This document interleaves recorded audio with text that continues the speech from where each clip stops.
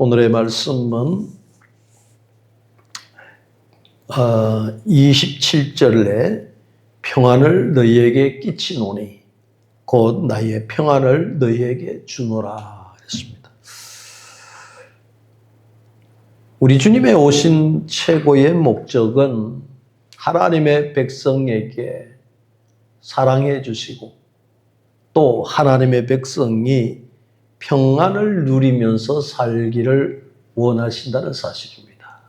그런데 성경에서 벗어난 행동과 말과 모든 것은 하나님이 원치 않는 일로 달려가기 때문에 항상 불안하고 초조하고 힘들어하는 경우가 있습니다. 더 나아가서 이러한 문제를 해결하기 위해서는 하나님의 말씀을 의지하고 하나님과의 항상 교제할 수 있는 시간이 되고 성령의 인도하심을 따라 살아야만이 그 말씀대로 살아갈 수 있다는 것입니다. 주님의 일평생은 항상 하나님의 말씀을 경청했습니다. 그러므로 말미암아 우리도 마찬가지로 우리에게 오늘 말씀대로 보혜사를 주신 것처럼 우리는 보혜사 성령의 도우심으로 말미암아 모든 일거일투족이 주님과 함께 동행하는 삶이야말로 진정한 크리스찬의 삶을 살아갈 수 있다는 사실입니다. 27의 말씀은 평안을 끼친다고 말씀하고 주님께서 주시는 평안을 너희에게 주노라 그랬습니다. 이처럼 귀한 것이 어디 있겠느냐 하는 것입니다. 주님께서는 우리에게 모든 것을 다 주었습니다. 아낌없이 다 주셨습니다. 그리고 주님께서는 끝까지 우리를 사랑해 주셨다는 사실입니다. 그것을 깨닫는 자는 일평생 주를 위해서 살아갈 수 있는 사명이 있다는 것입니다. 그래서 찬송가에도 만 가지 은혜를 받았다 그러지 않습니까? 내가 너를 위하여 피 흘려 죽었을 때에 너는 나를 위해서 무엇을 주려 하느냐 말씀하십니다. 이처럼 주님께서는 우리에게 은혜를 주셨고 사랑을 주셨고 평안을 주셨습니다. 그래서 우리가 살아갈 때에 주님이 주신 평안이라는 것은 주님이 나와 함께 하시고 주님이 임마누엘 되시는 역사를 통해서 이끌어 가시는 삶이 된다는 것입니다. 이 지표가 이 신앙이 굳건하게 서는 성도는 좌로나 우로나 치우치지 않는 올곧은 신앙으로 나갈 수가 있다는 것입니다. 사랑하는 성도 여러분, 우리 주님께서 말씀대로 평안을 주노라고 하는 말씀 제목은 참으로 우리에게 은혜가 충만한 삶을 살기를 원하는 주님의 부탁인 줄로 압니다. 그런데 오늘날 우리가 살아가면서 왜 불안한 그런 마음을 가지고 있습니까?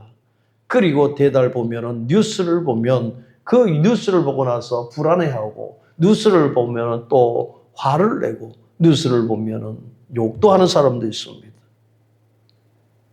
그리고 세상을 돌아가는 걸 볼 때는 신문 뉴스페이퍼를 보면서 어떤 생각을 합니까? 참으로 한심하구나. 볼 게 없다 하면서 그 다음날 다시 그 신문이 오면 다시 펼치면서 그걸 보게 됩니다. 그리고 사람들 관계 속에서는 그 나오는 뉴스에서 나오는 그 날, 그 달의 그 삶 속의 세계 정세를 노라는 것입니다. 그리고 연세가 드신 분들은 하루 종일 TV를 켜면 그 뉴스에 나온 새에 매몰되어 있습니다. 그리고 어떨 때는 거기에 각인이 되어서 그대로 얘기하는 분들을 보게 되는 것입니다. 뉴스에서는 요즘에 뭐가 이슈가 되어 있습니까? 뜻하지 않는 저 나라들이 그저 갑작스럽게 분쟁이 일어나는 걸 보게 됩니다. 나라와 나라가 분쟁이 일어납니다. 그럼 많은 사람을 죽이게 됩니다. 그리고 큰 힘을 가진 큰 나라에서는 뒤에서 뒷배경으로 보조를 해주고 있습니다. 마치 그 나라 전쟁하는 것이 꼭두가시 노름을 하는 것 같습니다. 저는 이라크 사건에 있었을 때에 이라크가 이제 뭡니까? 우크라이나 사건과 소련의 이 전쟁이 있었을 때 얼마나 마음이 아픈 줄 몰랐습니다. 그 강대국이 꼭 그렇게만 해야만 될 것인가? 얼마나 저렇게 사람들이 욕심이 많은가 하는 생각이 듭니다. 네. 욕심을 가지다 보니까 그런 전쟁을 하는데 사람의 생명을 파리 목숨보다도 더 하찮게 여기는 모습을 봅니다. 얼마 전에 제가 어딥니까? 여행을 갔다 왔는데 그 여행 속에서 그 나라를 보았을 때 그 나라에 큰 섬이 하나 있었습니다. 그 관광 가이드가 하는 말이 저기가 어딘 줄 아십니까? 그래요. 글쎄요. 저는 처음 와서 모르겠습니다. 하지만 가이드가 하는 말이 저기 케이블카를 타면서 보리킨데 그 섬이 하나 큰 게 있었어요. 저기가 바로 소련의 누굽니까? 뭡니까? 소련 대통령이 누구요? 갑자기 생각하니까. 그분 것이라는 거예요. 그래서 왜 저기 있습니까? 그러니까 자기의 재산을 거기다 다 쏟아붓는다는 거예요. 근데 우리 한국에서 거기에다가 용인같이 그걸 세우려고 했던 거예요. 그런데 정권이 바뀜으로 말미암아 우리나라의 기업에서 거기를 철수했다는 거예요. 그래서 얼마만큼 돈을 쏟아붓는지 모릅니다. 그 관광지가 거기 돼 있어요. 그런데 그걸 받으면서 자기의 생각에는 자기 재산을 그렇게 소련 대통령은 그렇게 챙기는데 남의 나라를 침범해서 또 뺏으려고 하는 그 욕심이 대단하구나 하는 것입니다. 그래서 그 뒷배경에 그렇게 자기 재산을 그렇게 돌리면서 있는 그 국민들은 과연 알고나 있을까 하는 생각이 듭니다. 그러다 보니까 세계가 자꾸 불안해집니다. 우리나라도 자꾸 불안해지니까 무기를 더 만들기도 하고 미국에서 요구하는 거 다 들어주기도 하고 막 이렇게 됩니다. 그게 무슨 우리가 살아가면서 평안한 것이 어디 있겠느냐 하는 것입니다. 여기저기서 데모를 합니다. 자기의 의견을 나타내려고 여기저기서 우죽순으로 나타납니다. 이것이 가만히 보면 살아가야 하는 것이 진정한 삶인가 하는 것을 생각합니다. 이 시대를 우리는 참 지혜롭고 생각할 수 있는 시대가 됐으면 좋겠습니다. 이 시대는 자손들이 하나님 앞에 올곧고 평강을 누리며 살아가는 행복한 삶이 이루어지기를 우리는 생각합니다. 그러나 모든 젊은이들은 불안에 떨고 있습니다. 젊은이뿐만 아니라 노인네들도 마찬가지입니다. 어느 사람이 그럽니다. 나이를 많이 드신 분인데 이렇게 나이가 많으면 뭐합니까? 노후 대책도 없이 고생하고 사는데 그게 사는 것이 사는 것 같지 않습니다. 그래요. 그러면 어떤 부자들은 보면은 사는 것을 사는 것 같이 생각하느냐? 역시 그들도 마찬가지 불안 속에서 사는 것입니다. 오늘 우리는 우리 주님께서 나의 평안을 너희에게 주노라 그랬습니다. 하여 그 평안이 과연 무엇일까 하는 거예요. 내 만족에 있다면 그것이 평안입니까? 내가 어떤 것을 갖고 싶었을 때 그것을 가지고 있을 때에 그게 평안이라고 생각합니까? 좋은 음식, 좋은 옷, 좋은 환경 속에 있다고 해서 과연 평안이 올까요? 그건 아니라고 생각합니다. 우리 주님께서 말씀하시는 그 평안은 그것이 아닐 것입니다. 우리 주님은 평생 이 땅에 계시면서 그 평안을 가지고 계셨습니다. 사두개인 바리새인들이 그렇게 주님을 핍박하고 주님을 따라다니면서 넘어뜨리려고 했지만은 주님은 요동이 없었습니다. 어떤 요동이 없었다고 생각합니까? 잘 먹지도 못했습니다. 오직 하면은 여우도 굴이 있고 참새도 집이 있다고 그러지 않습니까? 공중나는 새들 모든 것이 자기 갈 곳이 있고 그런데 주님은 갈 곳이 없다 그랬습니다. 그러한 분이 어떻게 우리에게 평안을 주신다고 하실까요? 이 평안이라는 것은 세상에 주는 것 같지 아니하리라고 말씀하고 있습니다. 그러면서 주님은 너희는 마음에 근심하지도 말라 그랬습니다. 더 나가서 두려워하지도 말라고 그랬습니다. 오늘날 이 시대에 정신과에 많은 사람이 갑니다. 우울증이 있습니다. 네. 그 우울증 때문에 거기에 가서 저는 이런 생각을 갖고 있습니다 하면 그 상담자는 뭡니까? 약을 처방해 줍니다. 약을 먹었을 때는 좀 안정이 됩니다. 그러나 약이 끊어지면 사람이 불안해지기 시작합니다. 똑같이 살아가는 삶 속에 왜 그런 불안이 들어갈까요?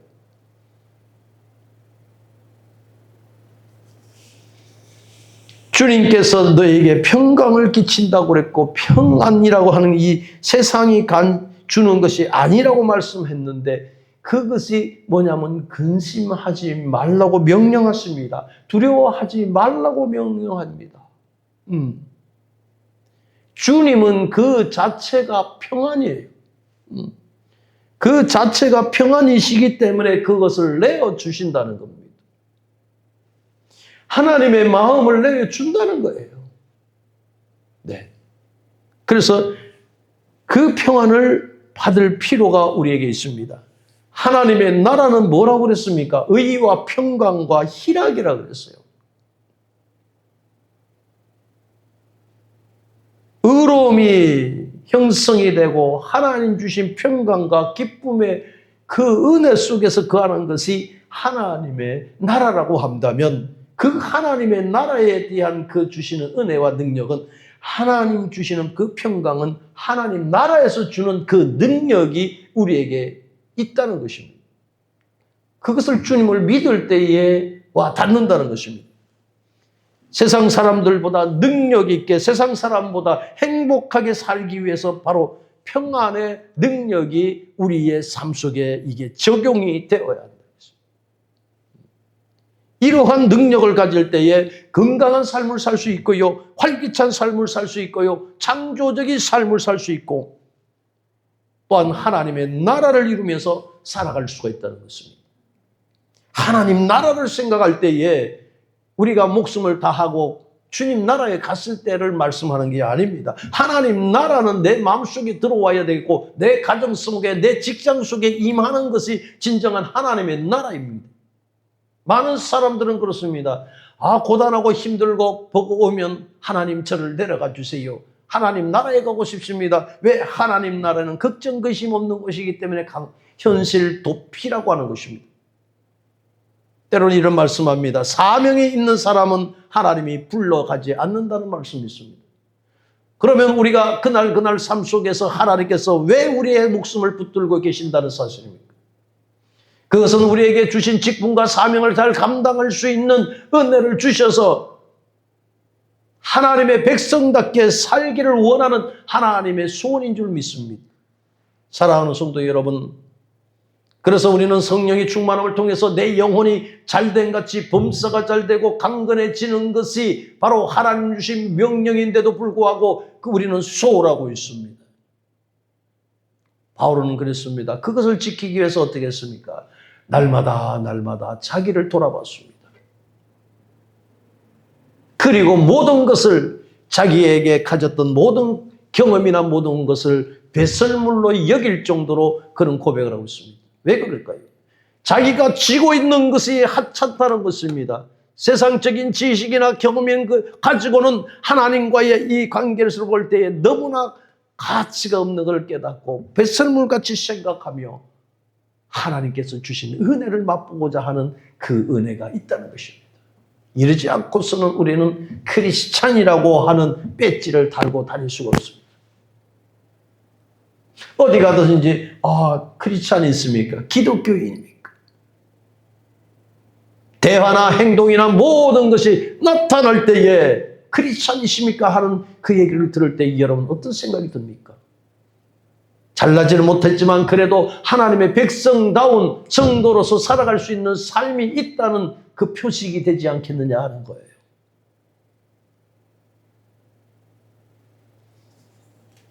어떤 목사님이 설교를 하면서 그래요. 저는 설교를 하면서 성경에 있는 말씀을 다 행하지를 못합니다. 그래요. 아주 솔직한 말씀입니다. 그렇습니다. 우리는 연약한 존재일 수밖에 없습니다. 그럼에도 불구하고 우리는 하나님의 말씀을 전하는 자나 전하게 하는 자나 본인 자신들도 그것을 지켜 행하려고 하는 자세가 필요하다는 사실입니다. 생각대로 몸따로 움직인다면 그것은 진실성이 없습니다. 바울은 그 일평생을 살면서 그리스도의 형상을 닮아가는 삶을 살았기에 그는 강하고 담대한 복음을 전할 수 있는 바로 사도가 됐다는 것입니다. 어떻게 성경 말씀을 다 전할 수 있고 어떻게 성경 말씀을 다 배울 수가 있고 어떻게 성경 말씀대로 살 수가 있느냐고 반문하는 사람들이 많습니다. 그러면서 겸손하게 말을 합니다. 그것이 과연 겸손이라고 생각합니다. 1.1획도 변함이 없는 하나님의 말씀을 지켜 행할 수 있는 것은 아무도 없습니다. 그러나 우리 주님은 그것을 다 알고 있음에도 불구하고 말씀하시는 것은 그의 발자취를 따라갈 수 있는 자녀가 되고 노력하고 힘쓰고 애쓰는 그러한 자를 하나님 보시고 기쁘시기 바란다는 것입니다.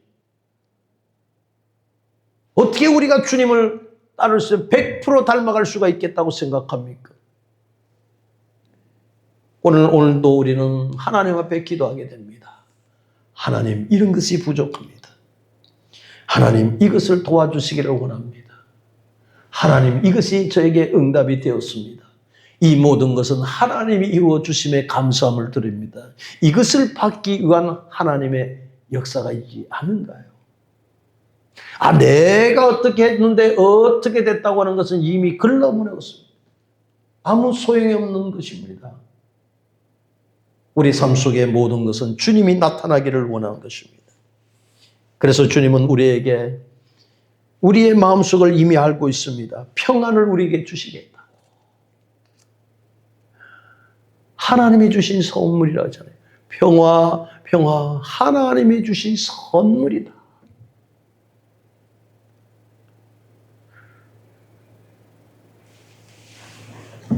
나에게 평안을 주신다는 것은 얼마나 기쁜 일인지 말입니다. 이사야서 9장 6절의 말씀을 보면 이는 한 아기가 우리에게 낳고 한 아들을 우리의 주신 바 되었는데 그 어깨는 정사가 매였고 그 이름은 기묘자라 모사라 전능하신 하나님이시라 영존하신 아버지라 평강의 왕이라고 말합니다. 이사야 선지자는 이미 예수 그리스도께서 이 땅에 태어났을 것을 예언했던 사람입니다. 구약의 사람인 것입니다. 그로 말미암아 신약의 아기 예수가 탄생하는 것. 평강의 왕이라는 말씀인 것입니다. 예수님께서는 평강의 왕으로 이 땅에 오셨다는 것입니다. 그래서 예수님께서는 내가 너에게 평안을 주시겠다는 것은 우리에게 주시는 선물이라는 것을 우리는 감사히 받을 수 있는 그 고백이 있어야 되는 것입니다. 그리고 주님께서 말씀하시기 평안을 주시면 근심이나 걱정이나 염려나 불안이나 두려움이나 이런 것들을 찾아볼 수가 없다는 것입니다. 염려하고 불안하고 두려워하는 사람과의 대화를 보면 1년 전에 얘기했던 두려움과 불안이 그대로 있고요. 1년 지난 다음에도 보면 똑같은 말을 하고 똑같이 번복을 합니다. 속으로 제가 그럽니다. 주님께 기도는 해봤나요? 주님 앞에 내 모든 것을 내려놓으면서 기도해봤나요? 수고하고 무거운 짐진 자들아 다 내게로 오라. 그런 예화가 있습니다. 어떤 할머니, 시골 할머니가 버스를 탔는데 그 짐보따리를 머리에 이고 그냥 간다는 거예요. 그러니까 기사 아저씨가 할머니 그 짐을 머리에 잊지 마시고 옆에 두고 가세요. 그러니까 이 짐을 옆에 두면은 옆자리에 앉는 것 같은 거 되니까 요금을 더 받을 거 아닙니까? 그러더라는 거예요. 아닙니다. 할머니, 그 할머니가 탄 그 버스 요금은 그대로 받습니다. 교인들이 대부분 보면 교회 와서 은혜 받았다는 말을 합니다. 목사님 은혜 받았습니다 하고 집으로 갑니다. 어떤 분은 목사님 수고하셨어요 그래요. 은혜를 받았다고 답을 하는 것이 예의로 하는 것인지 아닌지는 잘 모르겠습니다만 하나님의 은혜를 받은 것은 감동이 있어야 되는 거예요. 감격이 있지 아니하고서는 하나님의 은혜를 받았다고 할 수가 없습니다. 그렇다면 말씀 속에 은혜를 받기 위해서는 사모함이 있어야 됩니다. 한 주간의 삶 속에서 주일날 와서 예배를 드릴 때 하나님 교회에 가서 하나님 말씀을 사모하기를 원합니다. 마음과 뜻과 정성을 다하여 드리는 귀한 시간이 되게 하는 그 사모함이 있었고 하나님의 말씀을 주신다면 그 말씀을 아멘으로 화답하는 그러한 마음그릇이 되게 해달라고 할 때에 하나님의 말씀이 증거될 때 마음문이 활짝 열고 그것이 해결받는 역사가 일어나는 거예요. 사람의 말로 듣지 아니하고 하나님의 말씀을 들을 때에 그 삶이 내 영혼이 잘된 같이 범사가 잘되고 강건해지는 역사가 일어나는 것입니다.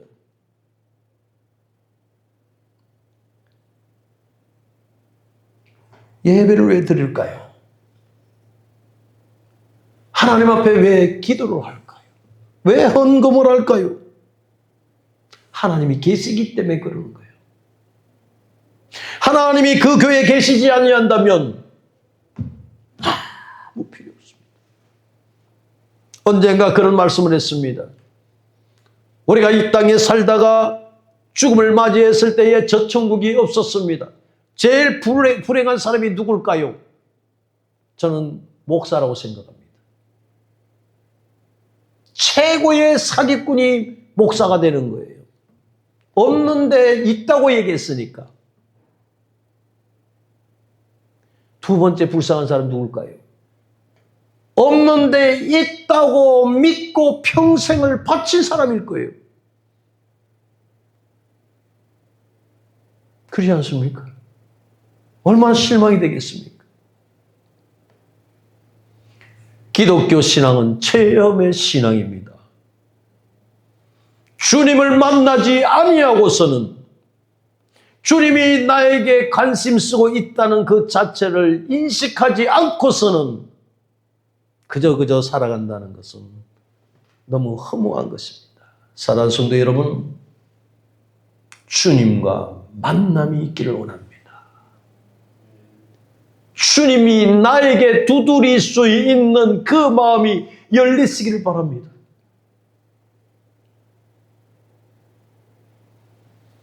사업을 하다가 어느 날 다 팽개치고 교회 왔을 때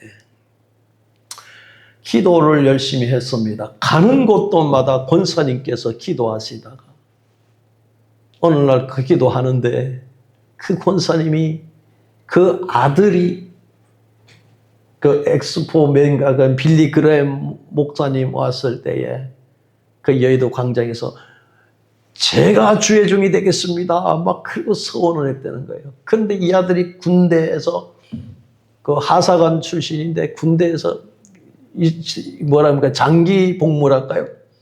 그걸 하면서 얼마나 술을 먹는지 모르는 거예요.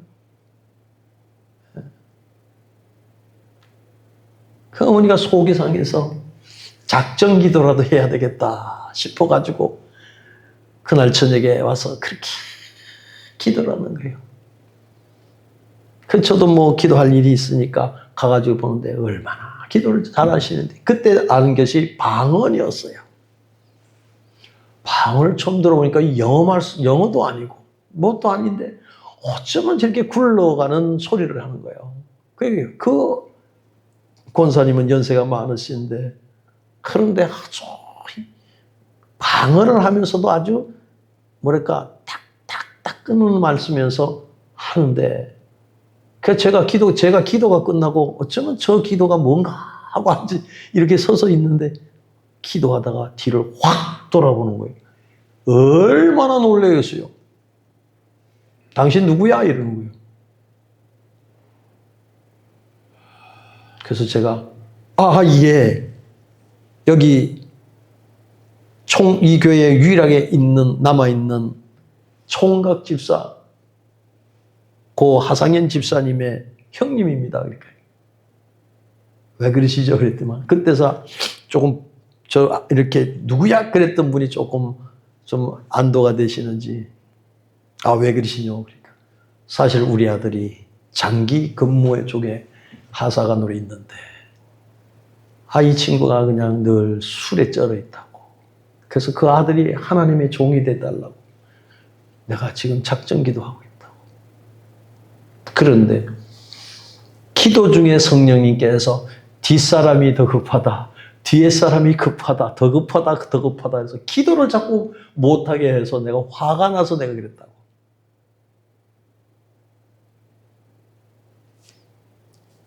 그때 제가 교회를 다닌 지 얼마 안 됐었어요. 그래서 그분이 그런 얘기를 아니요. 저는 이 길을 절대로 갈 수 없습니다. 어떤 분도 그런 얘기를 해서 제가 이 길은 절대로 안 가기로 마음먹었습니다. 근데 세월이 지나서 제가 복음을 전하는 목사가 됐습니다. 그 권사님은 기도에 몸을 다 바치는 분입니다. 그 교회가 세워진 교회인데 어느 날 그 권사님이 많이 눈물을 흘리면서 기도하고 계세요. 또 죄송합니다. 제가 그 기도를 들었습니다. 하나님 아버지 하면서 기도하는데, 왜냐하면 젊은 사람들이 그 교회에 와요. 그걸 열심히 일을 해요. 열심히 일을 하고 하니까 눈에 이렇게 띄잖아요. 그러니까 젊은이들이 열심히 하니까 그 목사님께서 요번에는 그 몇 분을 갖다가 권사로 세웁니다. 근데 항상 이 권사님은 밀리는 거예요. 연세도 있는데도. 남편 되신 분은 월남전에 가서 싸우시다가 상해용사였습니다. 그 집은 허름하기 짝이 없는 집이고, 남편이 활동을 할 수 없으니까 옛날에는 그 화장품을 방문 판매하는 그 화장품 그런 일을 하셨습니다. 그리고 그 권사님은 부엌에서 이렇게 불을 지피다가 거기서 기도하고 주무시다가 또 때가 되면 저녁에 와서 기도하는 그런 분이었습니다. 제가 물어봤습니다. 한참 울고 계시고 기도하고 끝난 다음에 그때만 해도 집사님이었었죠. 집사님, 왜 이렇게 슬픈 일이 있습니까? 사실 하선생 직분을 받아도 되고 안 받아도 되지만 너무 마음이 아프다고. 그것이 있는 사람 또 권사침 하면 돈을 내야 되고 이러한 여러 가지 있지 않습니까? 거기서 늘 밀리는 거예요. 그러면서 신학도 가기 전에 그런 얘기를 하는 거예요. 하 선생은 이 다음에 목사님이 되면 열심히 기도하고 영적으로 보면서 그 사람이 그 교회의 일꾼이 될지 안 될지를 분별해서 세웠으면 좋겠다. 근데 제가 거기서 예, 그러겠습니다. 어머니 이랬거든. 또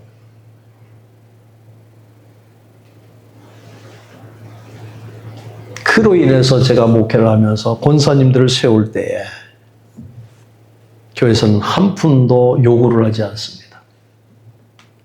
왜야?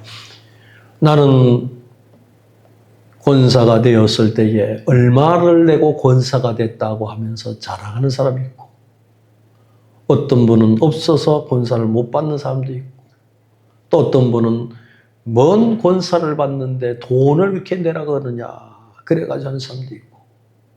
왜 교회에서 꼭 그래야만 될까요? 그리고 산동네에서 애들을 어릴 때입니다. 제가 중학교 2학년 때도 학교 갔다 오면 먼저 교회 가서 기도했던 사람입니다. 그런데 교회에서는 예배 시간에 항상 헌금을 거둡니다.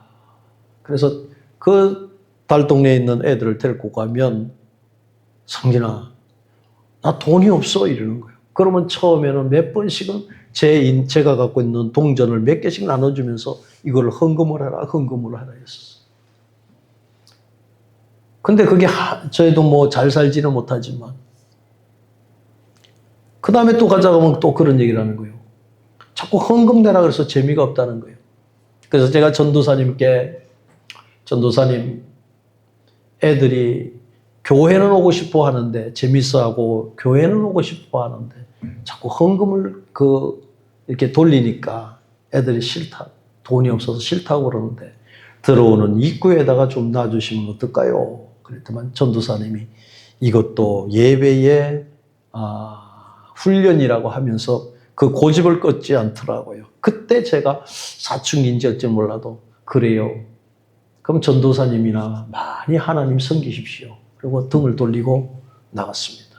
그 나간 이후로 굉장히 제가 참 어머니 속도 많이 쏘게드리고 방황을 했던 그런 과정이었던 것 같습니다.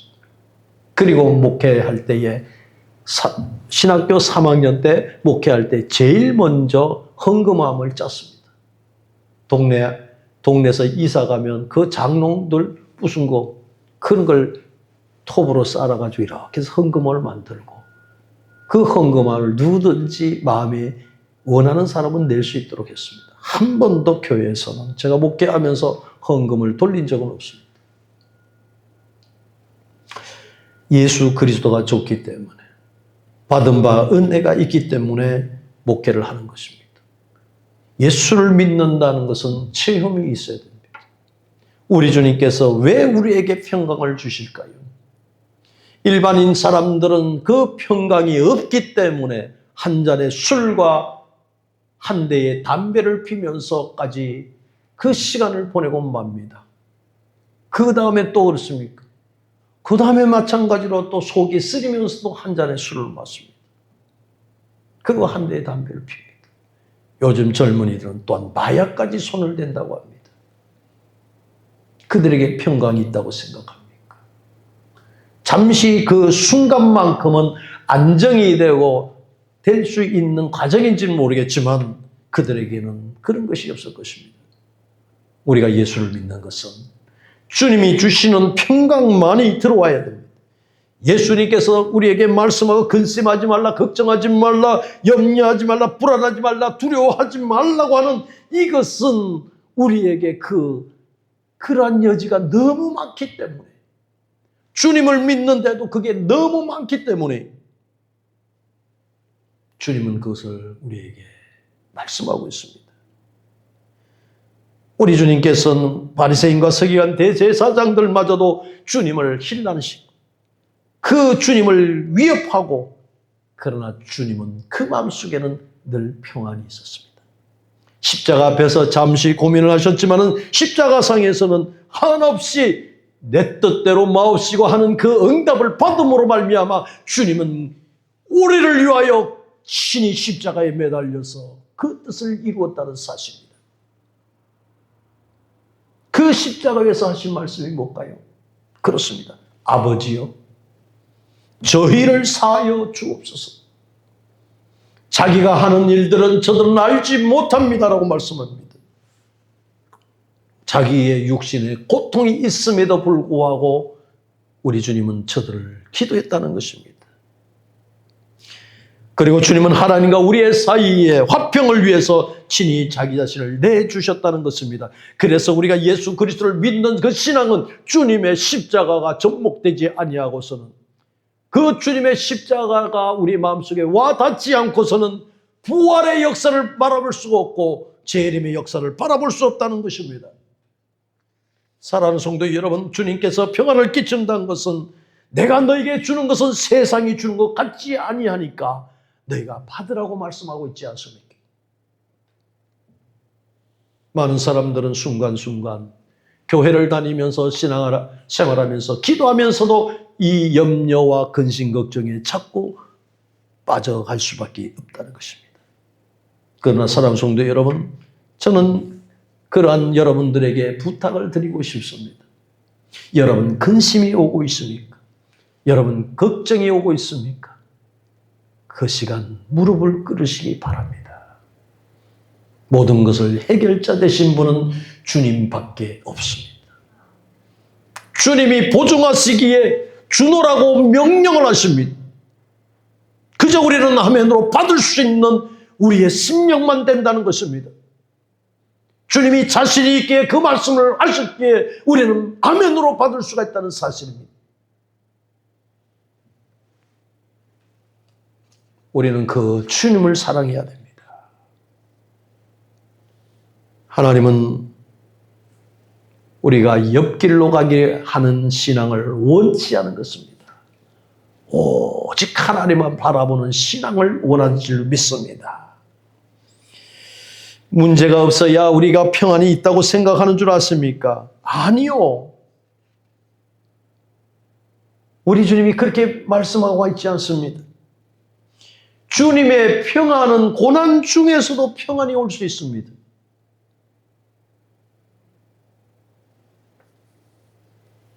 세상에 주는 평안은 모든 양탄자와 같이 깔아주고 좋은 것으로만 생각하는 쪽에서 평안이 온다고 정의를 내릴 줄은 모르겠지만은 우리는 예수 그리스도를 믿으면서 평안을 어디서 얻느냐? 주님의 십자가가 생각나야 평안이 온다는 겁니다. 주님 가신 그 발자국 하나하나 밟아가면서 그게 뭘까요? 십자가입니다. 십자가를 고통으로 생각하십니까? 십자가의 그 고통이 아니라 주님 발자국 하나하나가 사랑입니다. 나를 사랑하시기에 그 발자국을 걸어가셨어요. 그러면서 세상이 주는 평안은 없다고 진리가 너희를 자유케 할 수 있는 길이라는 것입니다. 요한복음 8장 32절에는 분명히 말합니다. 진리를 알지니 진리가 너희를 자유케 하리라. 진리를 알 때에 우리를 자유케 할 뿐만 아니라 그 모든 사슬에서 벗어날 수가 있고 그 억만가지 죄 때문에 억눌릴 수 있는 우리가 자유함을 누린 것은 바로 진리 되신 예수를 알 때에 우리가 나의 마음속에 성령의 인도하심을 따라서 평안이 깃들다는 사실입니다. 요한복음 16장 13절에도 내가 아직도 너에게 이를 것이 많으나 지금은 너희가 감당하지 못하리라 말씀하시고, 그러나 진리의 성령이 오시면 너희를 모든 진리 가운데 인도한다고 말씀하고 있습니다. 진리 영이 오시면 인도해 준다는 거예요. 그래서 우리는 좀 전에도 말씀드렸지만 우리 기독교 신앙은 체험이십니다. 예수 그리스도를 알 때에, 예수 그리스도에 대한 하나님의 말씀을 할 때에, 우리가 그걸 깨달을 때에 평안할 수가 있고 행복함을 깨달을 수 있고 자유함을 깨달을 수가 있습니다. 사랑하는 성도 여러분, 주님을 떠나서는 아무것도 할 수 없습니다. 물고기가 물을 떠나서는 살 수 없듯이 주님은 떠나서는 아니 된다는 것입니다. 많은 사람들은 주님을 떠났다가 자기 멋대로 살다가 돌아와서도 주님과 함께 했다는 생각을 하고 있습니다. 그렇지 않습니다. 주님은 인격자 하나님입니다. 나와 함께 하시기를 원할 때에 내 자신도 주님과 함께 하기를 원해야 되는 것입니다. 그래서 주님께서 말씀합니다. 쉬지 말고 기도해라. 범사에 감사해라. 우리는 그리스도 안에서 마음껏 누릴 수 있는 행복이 있어야 될 것이고 진리를 깨달을 필요가 있다는 사실을 꼭 기억하시기를 바랍니다. 그런데 제자들은 어떻습니까? 주님을 줄줄 쫓아다니며 3년씩이나 쫓아다니면서 제자들은 궁심이 있었습니다. 주님 제발 이 땅에서 왕이 돼 주십시오. 왜 그럴까요? 저들의 포부가 있었습니다. 지리로 가난한 생활이었고 억눌린 삶을 살았던 저들이 주님이 왕만 되신다면 저들은 뭔가 해보겠다는 것 때문에 서로 제자들끼리 다툽니다. 싸웁니다. 얼마나 부끄러운 일입니까? 근데 주님께서는 제자들의 생각과 달랐습니다. 그리고 내가 너희를 위한 것은 내가 하늘나라에 가서 보혜사 성령을 너희 보내줄 것이다.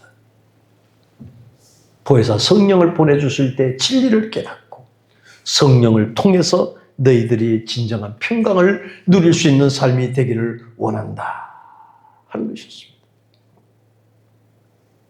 그렇습니다. 사랑하는 성도 여러분, 이제 12월 달이라면 성탄의 계절이라고 합니다. 한 주 한 주 지나가면서 우리는 뭘 느껴야 될까요? 오실 메시아, 아기 예수 그리스도로 오신 예수를 우리는 이미 수천 번 들어봤던 그 성탄이라는 단어를 듣게 됩니다. 성탄이라는 그 단어만 듣는 것이 아니라 구약부터 신약에 이르기까지 오시겠다고 하는 그 말씀이 우리에게 2025년도에 그 오신 메시아가 나의 마음속에 와 닿아야 된다는 거예요. 그래서 그 오신 예수 그리스도가 나의 구주라는 것을 깊이 생각해야 돼요. 보통 동방박사들이 왜 그를 찾기 위해서 그 머나먼 길을 떠나면서 고생하면서 찾아올까요?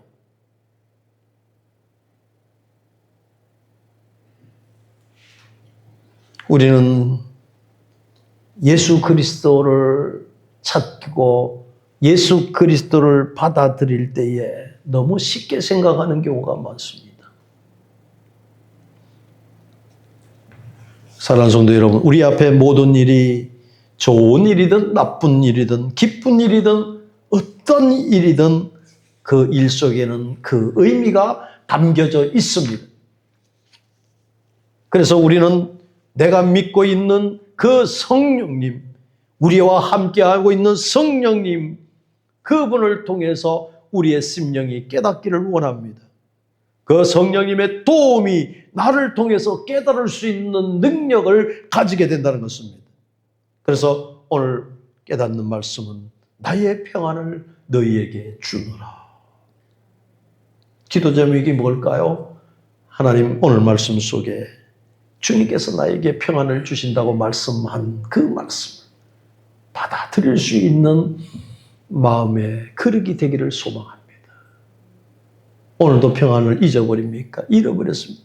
불안 속에서 또 그 말을 반복적으로 하는 분들이 계십니까? 사랑하는 성도 여러분, 우리는 주님의 말씀을 붙들고 살아가는 성도가 되어야 될 것입니다. 하나님의 백성은 하나님의 백성다운 삶을 살아가는 것이 당연하다고 생각해야 되는 것입니다.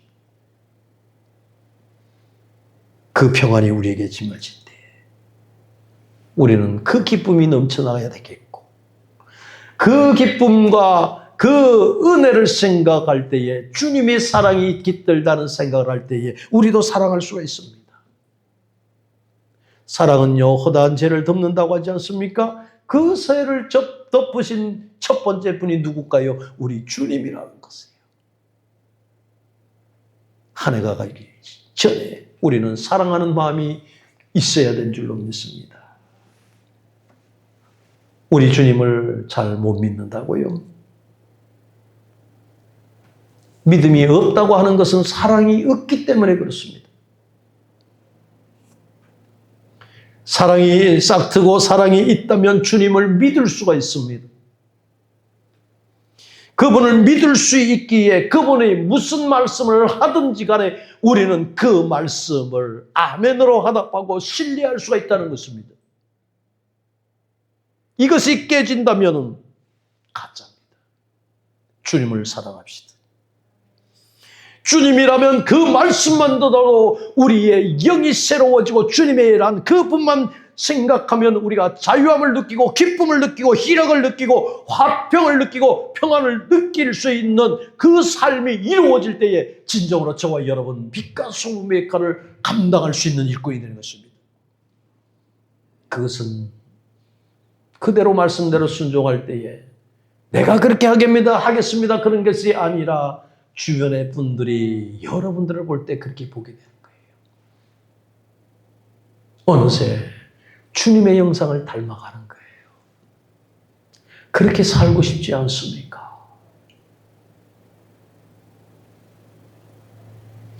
세상 일이 너무 바빠서 이것도 바쁘고 저것도 바쁘고 분주하게 바빠서 내 마음에 평강이 없고 늘 뭔가 쫓겨다니고 여러분 그것이 진정으로 삶이라고 생각합니까? 아닙니다. 그 평강이 올 때에 그 삶의 희락을 느낄 수 있는 주님이 주시는 은혜와 주님과 항상 교통하고 대화를 할 수 있는 삶이 여러분에게 꼭 있기를 주의 이름으로 축원을 드립니다. 진정한 삶으로 살 수 있는 신앙은 주님을 만나야 되고 그저 사랑하는 자에게 주시는 그 평강을 주실 때에 그것이 남의 평강이 아니라 나의 평안으로 다가 들어올 수 있는 그런 마음이 있을 때에 근심도 두려움도 예수 이름으로 물러가고 함께하는 은혜의 충만함이 있을 줄로 믿습니다. 이러한 참된 평화 속에 참된 복을 누리며 2025년을 마무리할 수 있는 거룩한 성도 백성 되기를 주의 이름으로 축원을 드립니다.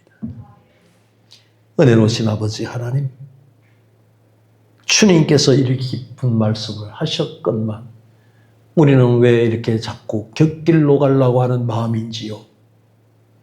우리에게 믿음에 믿음을 더하여 주옵소서. 주님과 함께 한 발은 한 걸음 한 걸음 더 나갈 수 있는 동행하는 삶이